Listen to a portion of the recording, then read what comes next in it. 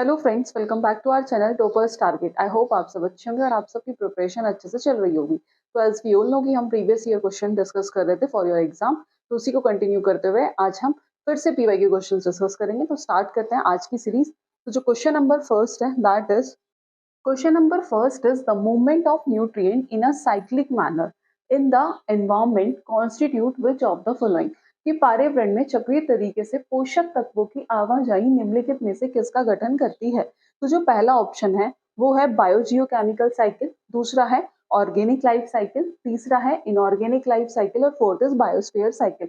तो movement of nutrient in a cyclic manner in the environment constitute biogeochemical cycle. तो जो आपका first option होगा that is the correct answer, that is the correct answer. So as we all know कि biogeochemical cycle, biogeochemical cycle refer to the movement of nutrients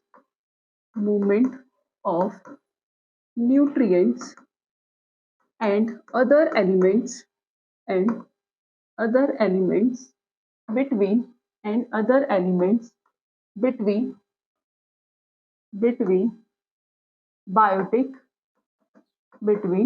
biotic and abiotic factor, between biotic और abiotic factor। Biotic मतलब living और abiotic मतलब that is non living. ठीक है, क्या होता है बायोजियोकेमिकल साइकिल्स में? न्यूट्रिएंट्स का मूवमेंट होता है लिविंग और नॉन लिविंग के बीच में, या फिर कह सकते हैं बायोटिक और अबायोटिक के बीच में। अब हम इसमें दो तरह की साइकिल्स देखते हैं, क्योंकि गैसियस साइकिल, ये क्वेश्चन भी आया हुआ है। ठीक है, तो गैसियस साइकिल में कौन कौन सी साइकिल्स आती हैं? जैसे कार्बन, ठीक है, गैसियस साइकिल में जैसे carbon, oxygen, nitrogen, carbon, oxygen, nitrogen etcetera. तो इसमें कौन से गैसियस साइकिल में जैसे carbon, oxygen, nitrogen, water cycle, वो सब किस में आती है? गैसियस साइकिल में। उसके बाद जो सेकेंड आता है दैट इज सेडिमेंट्री साइकिल। ठीक है, नेक्स्ट जो आता है वो आता है सेडिमेंट्री साइकिल, और यहाँ से भी आपका क्वेश्चन पूछा गया था, तो ये भी इंपॉर्टेंट है। Is that clear? तो सेडिमेंट्री साइकिल्स में कौन कौन आते हैं? जैसे sulphur, phosphorus, rock cycle, sulphur, phosphorus, rock cycle. तो इन सब में ये सब किस में आते हैं? ये आते हैं सेडिमेंट्री साइकिल में। Is that clear? तो बायोजियोकेमिकल साइकिल्स में न्यूट्रिएंट्स का मूवमेंट होता है बायोटिक और अबायोटिक के बीच में। तो जब मूवमेंट होता है न्यूट्रिएंट का साइक्लिक मैनर में एनवायरमेंट के अंदर, उसे हम क्या कहते हैं? उसे हम कहते हैं बायोजियोकेमिकल साइकिल। नेक्स्ट क्वेश्चन पर मूव करते हैं। क्वेश्चन नंबर सेकेंड है what percentage does oxygen contribute in the composition of an air? कि वायु के संगठन में ऑक्सीजन का कितना प्रतिशत योगदान होता है? तो एज वी ऑल नो जो एयर है, एयर ये क्या है? Mixture of gases. Air is a mixture of gases. ठीक है, air is a mixture of gases. अगर मैं ऑक्सीजन का बात करूं तो it contain oxygen that is 22। ठीक है, air is a mixture of gases, जो ऑक्सीजन का कंटेंट प्रेजेंट होता है 20 to 21%, 20 to 21%। वहीं अगर बात करूं नाइट्रोजन की, नाइट्रोजन की दैट इज 78 to 79%। ठीक है, आफ्टर दैट जो बची हुई गैसेस है, जैसे बात करें अगर हम कार्बन डाइऑक्साइड, हाइड्रोजन, हीलियम, तो that is 0.03%, that is carbon dioxide. ठीक है, तो बात करें अगर ऑक्सीजन का पूछा था तो ऑप्शन देखते हैं, पहला है 20.09। तो जो फर्स्ट ऑप्शन होगा that is the correct answer कि 20.09% oxygen contribute in the composition of air. Is that clear? Move करते हैं नेक्स्ट क्वेश्चन पर। क्वेश्चन नंबर थर्ड है a normal human being on an average breath, ठीक है, how many times in a day? कि एक सामान्य मनुष्य औसतन एक दिन में कितनी बार सांस लेता है? ठीक है, 43,000 टाइम, 22,000 टाइम, 44,000 टाइम और 59,000 टाइम, 59,000 टाइम। तो as we all know a normal human breath 12 to 15 times in 1 minute. कितना? 12 से 15 टाइम्स इन 1 मिनट। ठीक है, इज दैट क्लियर? कि a normal human breath, a normal human breath 12 to 15 times in 1 minute. Is that clear? तो अब हमें निकालना है कि 1 day, तो 1 day is equals to 20, 1 day is equals to 24 into 60 minute. 1 day is equals to 24 into 60 minute. तो ये calculate करके आ जाएगा that is 1440. Is that clear? ये कैलकुलेट कितना करके आ जाएगा 1440 दैट इज मिनट. ठीक है, हमें पता है कि जो एक नॉर्मल ह्यूमन ब्रीथ करता है वो 12 से 15 टाइम्स करता है इन 1 मिनट, 1 मिनट में. तो अब हम इसमें से एवरेज निकालना है तो हम यूज कर लेंगे क्या 1440 इंटू अगर 14 से इसकी मल्टीप्लाई करेंगे तो जो कैलकुलेट करके जो वैल्यू आ जाएगी वो आ जाएगी 20160 टाइम 20160 टाइम्स. अब इसका एवरेज कितना होगा तो वो हम ऑप्शन में देख लेंगे. तो पहला है 43,000, इसके पास इसकी कोई वैल्यू नहीं है. 22,000 ये है, 44,000 भी नहीं है, तो बाकी का ऑप्शन होगा इनकरेक्ट. तो सेकंड ऑप्शन होगा that is the correct answer. Next question, question number 4 है कि which of the following belong to eukarya domain of classification. कि इनमें से ऐसा कौन सा है, निम्नलिखित में से कौन सा वर्गीकरण के यूकेरिया डोमेन से संबंधित है. तो वो है दैट इज एंटा अमीबा. तो जो सेकंड ऑप्शन होगा that is the correct answer. Let's see. तो entamoeba histolytica is a structurally simple eukaryote जिसके अंदर mitochondria, peroxisomes, even well developed Golgi apparatus नहीं होते हैं. मेन डोमेन्स होते हैं विच आर यूकेरिया, आर्किया और बैक्टीरिया. तो आर्किया एंड बैक्टीरिया ऐसे ऑर्गेनिज्म है जिनके अंदर न्यूक्लियस नहीं होता in their cell, while eukarya are made up of cells. ये किससे मिलके बना है, सेल से मिलके बना है जो क्या कंटेन करते हैं, न्यूक्लियस कंटेन करते हैं. Is that clear? मूव करते हैं नेक्स्ट क्वेश्चन पर. क्वेश्चन नंबर 5 है consider the following statement about a kingdom. Kingdom के बारे में कुछ स्टेटमेंट गिवन है और बताना है कि which of the following is an organism belonging to the kingdom. बताना है कि कौन सा ऑर्गेनिज्म है जो इस किंगडम से बिलोंग करता है. ठीक है, तो पहला है इट इंक्लूड मल्टी सेलुलर और मेनी सेल ऑर्गेनिज्म. कोई मल्टी सेलुलर ऑर्गेनिजम्स कौन होते हैं, जो बहुत सारी सेल से मिलकर बने होते हैं, जैसे हम है. ठीक है, फिर है the body is made up of network. जो उसकी बॉडी है किससे मिलकर बनी है, नेटवर्क ऑफ फाइन थ्रेड जिसे हम कहते हैं हाइफे. अब ऑप्शन की बात करें अमीबा, तो अमीबा सबको पता है कि कैसा है, सिंगल सेल है. अमीबा सिंगल सेल है. ठीक है, बात करें माइकोबैक्टीरियम, ये भी सिंगल सेल है. But mushroom that is multicellular, that is multicellular. और बात करें क्लैमिडोमोनास, क्लैमिडोमोनास भी क्या है, that is single cell organism. तो उसके अकॉर्डिंग ये कौन सा हुआ, दैट इज मशरूम. तो जो थर्ड ऑप्शन है that is the correct answer. Let's C. Mushroom एक ऐसा ऑर्गेनिज्म है जो क्या है, मल्टी सेलुलर है. बाकी रेस्ट ऑफ द जैसे अमीबा, माइकोबैक्टीरियम, क्लैमिडोमोनास, ये सब क्या है, ये सारे सिंगल सेल ऑर्गेनिज्म है. ये अभी हमने डिस्कस किया. Multi cellular filaments, mould, macroscopic filament, fungi जो क्या फॉर्म करते हैं, लार्ज फ्रूटिंग बॉडीज फॉर्म करते हैं और समटाइम्स उस ग्रुप को हम क्या कहते हैं, that is known as mushroom. That is known as mushroom. Is that clear? Move करते हैं नेक्स्ट क्वेश्चन पर. क्वेश्चन नंबर 6 है आपका which of the following statement is incorrect. इनमें से कौन सी स्टेटमेंट गलत है. तो पहला है 31 pair of spinal nerve emerge from the spinal cord. ये क्वेश्चन प्रीवियस हमने जो पहले क्वेश्चंस किए थे उसमें भी सॉल्व किया था.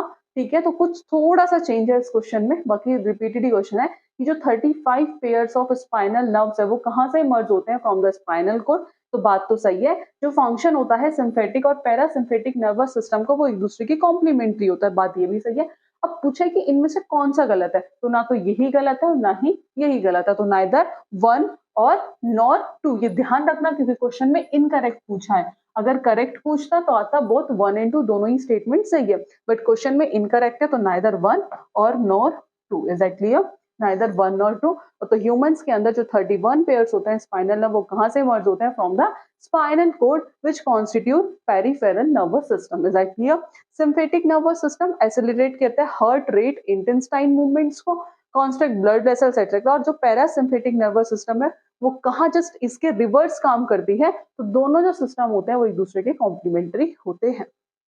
नेक्स्ट क्वेश्चन, क्वेश्चन नंबर 7 है which is the name of the insulating fatty sheath that cover the axon of most neuron. कि इनमें से जो किसका नाम है, which is the name of the insulating fatty sheath जो किसे कवर करती है, कवर द एक्सोन को कवर करती है ऑफ मोस्ट ऑफ न्यूरॉन्स. ठीक है, तो neurolemma, nodes of Ranvier, synaptic cleft या स्नाइपेज. तो जो न्यूरोलेमा है that is the correct answer. तो फर्स्ट ऑप्शन क्या हो गया, correct answer. Next question. Question number 8 is how many chromosomes are there in a sperm and ovum or an egg of human being. कि कितने chromosomes होते हैं are there in sperm या फिर an ovum in of human being. So that is 23. तो पहला 22 incorrect, दूसरा 23 is the correct answer. तो जो sperm and egg ये क्या होता है haploid body. तो ये क्या haploid का मतलब क्या होता है? haploid body ये क्या कंटेन करते हैं? Half number of chromosome. तो ह्यूमन के पास कितने होते हैं? That is 23 pair. तो टोटल कितने हो गए? 46 chromosomes in normal somatic sales. Is that clear? और अगर बात करें गेमेट सेल की, दैट इज एग और स्पर्म, तो have only 23 chromosomes in it. Is that clear? कि जो स्पर्म और एग है ये क्या होते हैं? Are the haploid body. ये क्या कंटेन करते हैं? Half number of chromosomes contain करते हैं. ह्यूमंस के पास 23 पेयर ऑफ क्रोमोसोम्स होते हैं. टोटल कितने हैं? 46 क्रोमोसोम्स होते हैं इन नॉर्मल सोमेटिक सेल्स में. But and the gamete cell, बात किसकी हो रही है? Gamete cell that is egg और स्पर्म, उनके पास कितने होते हैं? 23 chromosomes in it. Is that clear? Next question. Question number 9 है कि which of the following statement is not true regarding ammonia. कि इनमें से कौन सी स्टेटमेंट है जो अमोनिया के रिगार्डिंग सही नहीं है? तो पहली है it is generally excreted by diffusion across body surface और थ्रू गिल सरफेसेस. की जो जनरली एक्सक्रीट करते हैं किसके थ्रू? बाय डिफ्यूजन के थ्रू. बात तो ये सही है. It is readily soluble in water. Yes.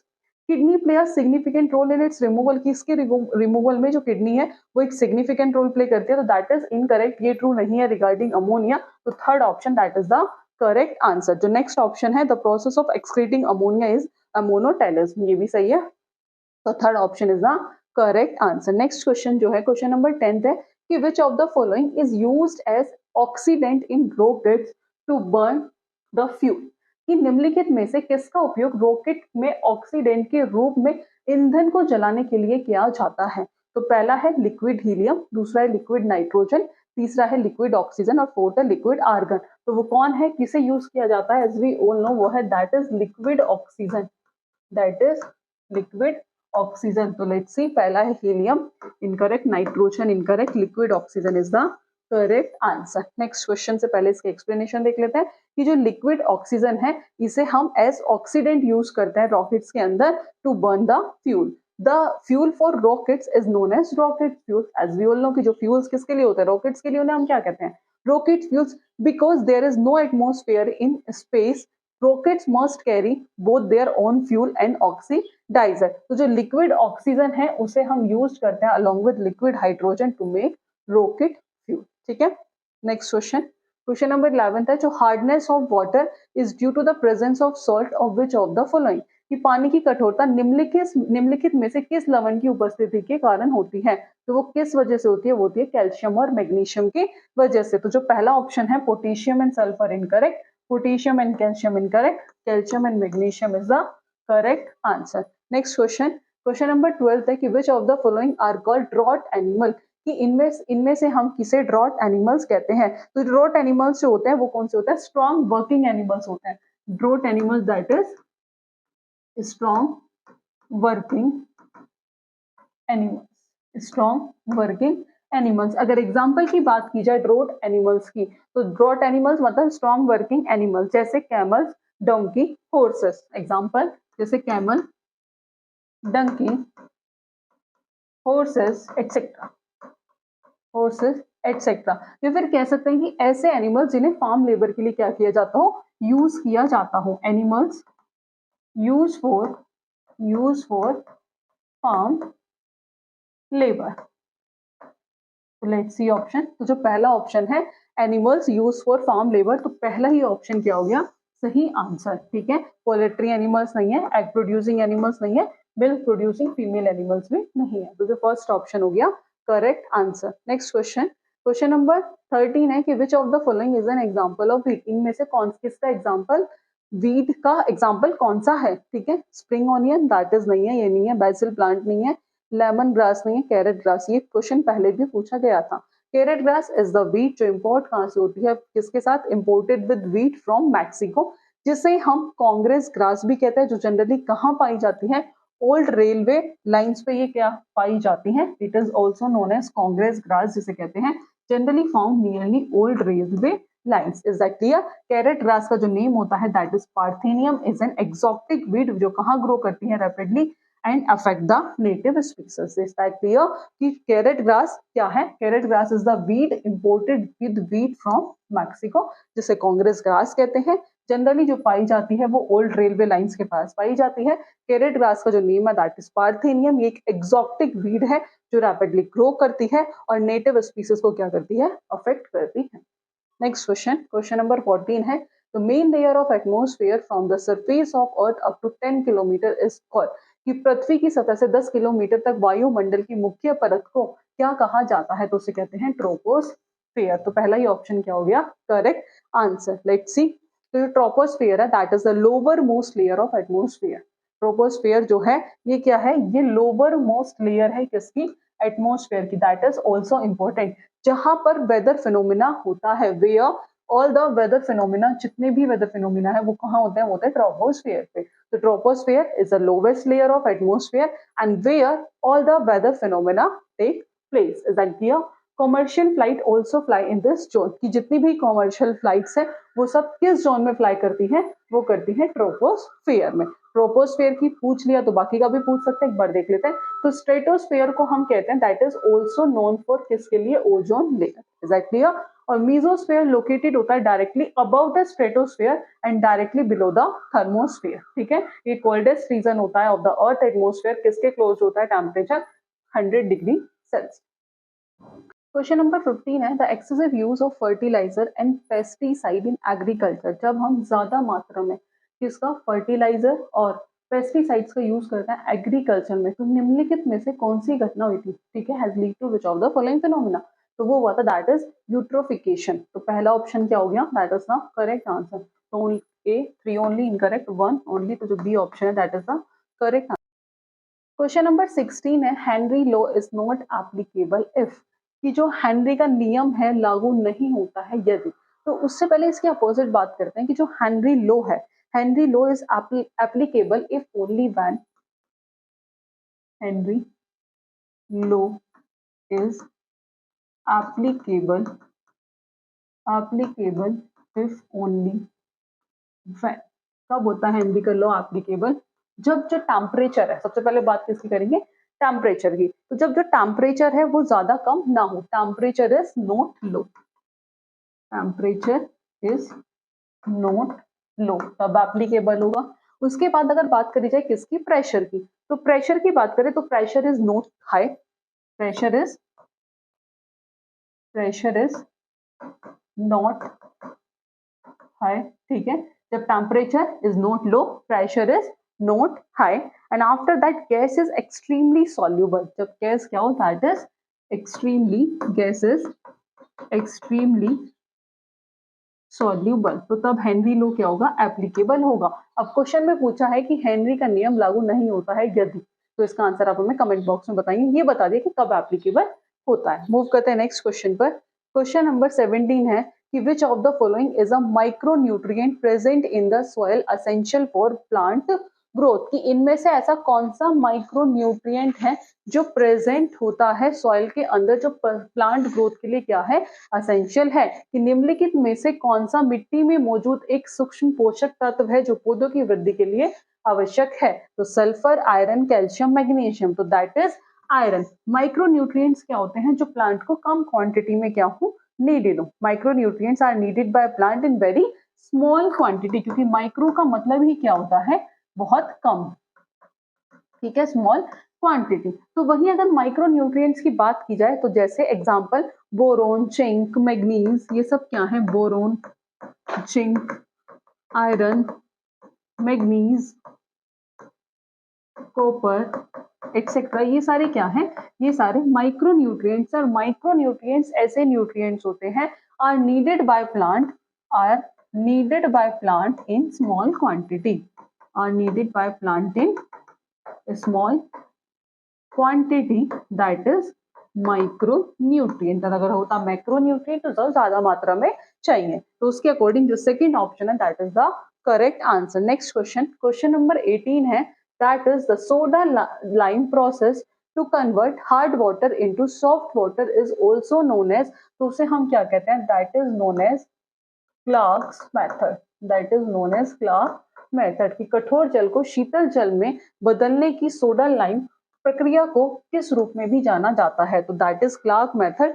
तो क्वेश्चन नंबर 19 है कि which of the following is not a domestic source of soil pollution, कि इनमें से कौन सा डोमेस्टिक सोर्स नहीं है ऑफ सॉइल पॉल्यूशन? तो पहला ऑप्शन है फर्टिलाइजर, दूसरा है प्लास्टिक बैग, तीसरा है glass bottles and fourth is kitchen waste. तो जो फर्टिलाइजर है वो डोमेस्टिक सोर्स नहीं है, तो जो पहला ऑप्शन होगा that is the correct answer. So as we all know कि जो फर्टिलाइजर है ये कहाँ यूज होता है? फील्ड्स वगैरह में यूज होता है एज न्यूट्रिएंट, किसके लिए?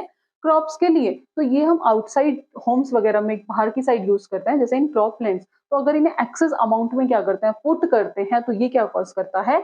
Soil pollution. तो जो फर्टिलाइजर है वो एक डोमेस्टिक सोर्स नहीं है। ठीक है, मूव करते हैं नेक्स्ट क्वेश्चन पर। क्वेश्चन नंबर 20 है कि increase carbon dioxide level in the earth atmosphere, की कार्बन डाइऑक्साइड के लेवल का बढ़ना एटमोस्फेयर के अंदर leads to the phenomena of, की पृथ्वी में वायुमंडल में कार्बन डाइऑक्साइड के स्तर में वृद्धि को किस घटना का कारण बनता है? तो वो किसका रीजन है? That is green house effect. तो जो पहला ऑप्शन है that is the correct answer, green house effect is the correct answer. Next question जो है question number 21 is which of the following can be a source and form of gender discrimination, कि निम्नलिखित में से कौन लिंग भेदभाव का स्रोत और रूप हो सकता है? तो पहला है गवर्नमेंट पॉलिसीज, यस हो सकती हैं बिल्कुल। Family and parents, yes. तो चूज द करेक्ट कोड। तो दोनों ही हैं, जो दोनों सोर्स क्या हैं? गवर्नमेंट पॉलिसी और फैमिली एंड पेरेंट्स, ये दोनों ही सोर्स ऐसे हैं जो क्या कर सकते हैं? Form of gender discrimination, that is a form of gender discrimination.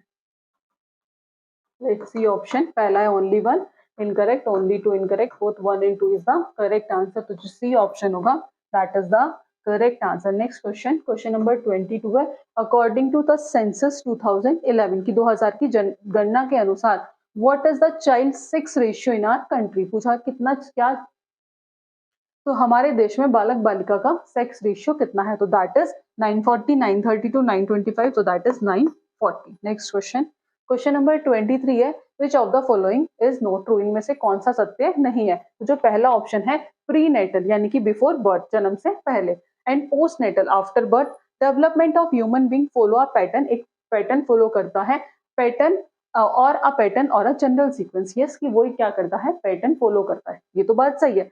दूसरा क्या है? जो डायरेक्शन होती है डेवलपमेंट की वो सेफेलोकोडल एज वेल एज प्रोक्सिमोडिस्टल डायरेक्शन की भी बात सही है।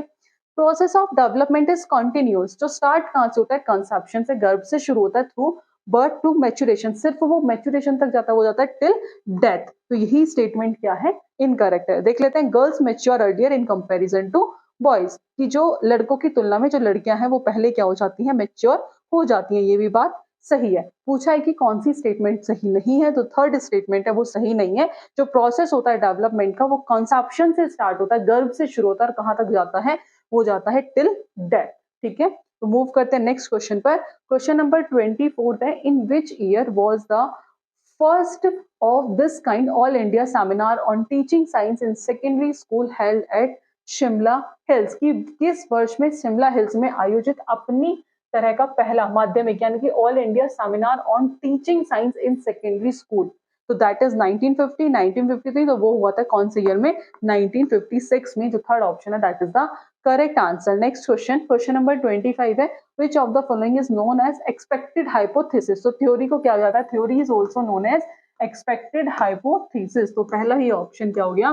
Correct answer. Next question, question number 26 है Who out of the following in his book, कि निम्नलिखित में से कौन अपनी पुस्तक structure of science defined paradigm shift as scientific revolution? तो कार्ल प्रॉपर, थॉमस कॉन, तो Thomas Kuhn that is the correct answer.